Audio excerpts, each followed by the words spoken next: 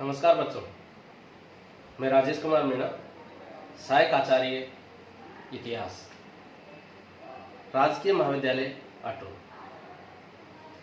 बच्चों,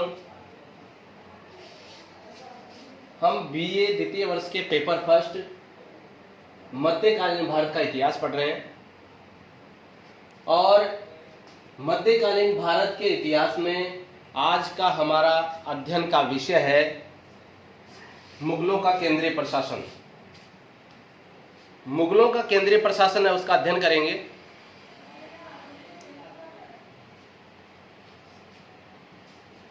मुगलों के केंद्रीय प्रशासन में सबसे पहले सम्राट के बारे में जानेंगे, क्योंकि साम्राज्य की समस्त शक्तियां उसी में केंद्रित होती थी।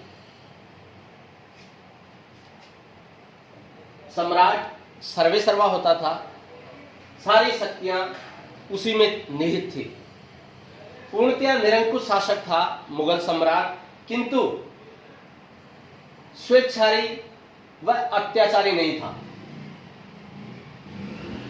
अपनी शक्तियों को मानने के लिए वो अपने अधिकारियों को बाध्य करता था, लेकिन जनता पर किसी प्रकार का अत्याचार नहीं करता था। उसकी जन कल्याण में बहुत रुचि थी और जो मुगल शासक थे, इसके साथ ही साथ उनका सर्वोपरि लक्ष्य था प्रजाहित। प्रजा के हित का वो विशेष रूप से ध्यान रखते थे। अकबर से लेकर शाहजहां तक जो बड़े प्रतापी शासक हुए, उन्होंने प्रजाहित को ही सर्वोपरि लक्ष्य बनाया।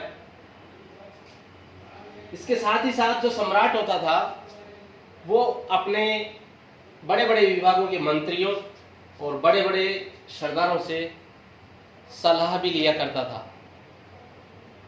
उनकी सलाह को वो सम्मान देता था।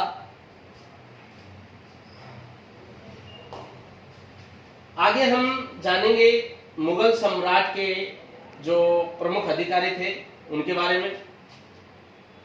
मुगल सल्तनत में जो प्रमुख अधिकारी थे उनमें सबसे पहले वजीर का जिक्र करेंगे, उसके बाद मीर बख्शी, अगला जो अधिकारी है तीसरे नंबर का खाने सामा, फिर प्रधान काजी, प्रधान सद्र और अंत में मुहस्सिब के बारे में हम चर्चा करेंगे। लेकिन सबसे पहले जो प्रधान अधिकारी है, मुख्य अधिकारी है वजीर, उसके बारे में जानेंगे। वजीर शासन का प्रधान था और सम्राट की अनुपस्थिति में समस्त कार्य वही करता था, समस्त दायित्वों का निर्वाह वही करता था। इसके साथ ही साथ राजस्व विभाग के कार्यों को राजा की अनुपस्थिति में, उसकी उपस्थिति में हमेशा वही देखा करता था। वजीर के अन्य नाम भी थे, उसको प्रधानमंत्री भी कहा जाता था, वकील मुतल्लक भी कहा जाता था और उसे दीवान भी कहा जाता था। तो समय समय पर वजीर को अलग अलग नामों से पुकारा गया, कभी प्रधानमंत्री, कभी वकील मुतल्लक और कभी उसे दीवान कहा गया। अगला जो महत्वपूर्ण अधिकारी है वो है मीर बख्शी। मीर बख्शी सेना विभाग का सर्वोच्च अधिकारी था, लेकिन सेना का प्रधान सेनापति नहीं था। सैन्य विभाग का सबसे बड़ा अधिकारी मीर बख्शी था, लेकिन सेना का प्रधान सेनापति वो नहीं हुआ करता था। कोई और ही व्यक्ति था जो प्रधान सेनापति, या तो खुद राजा या कोई और अन्य व्यक्ति। तीसरा महत्वपूर्ण अधिकारी है खाने सामा। मुगलों के केंद्रीय प्रशासन में खाने सामा का भी बड़ा महत्वपूर्ण स्थान था। खाने सामा मुगल सल्तनत के घरेलू विभाग को संभालता था। घरेलू जो कार्य थे उनकी देखरेख करना इसी के जिम्मे था। सम्राट की दैनिक व्यवस्था की देखभाल करना उसका काम था। कपड़े कौन से पहनने सम्राट को, कौन से आभूषण पहनने, हीरा जवाहरात, सारे काम वही देखता था। अगला जो महत्वपूर्ण अधिकारी है प्रधान काजी। वैसे तो सबसे बड़ा पद सम्राट का था, सम्राट ही इसमें सारी शक्तियां निहित थी, और न्याय के मामले में सम्राट सर्वोपरि था, लेकिन उसके बाद में अगर कोई था वो था प्रधान काजी।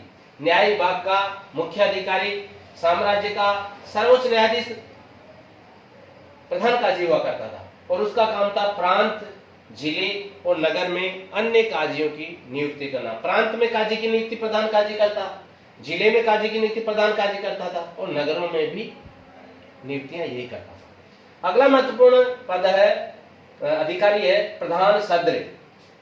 इसका मुख्य काम था मुस्लिम कानून के अनुसार सम्राट को धार्मिक मामलों में परामर्श देना, धार्मिक मामलों में सलाह देना इसका मुख्य काम था।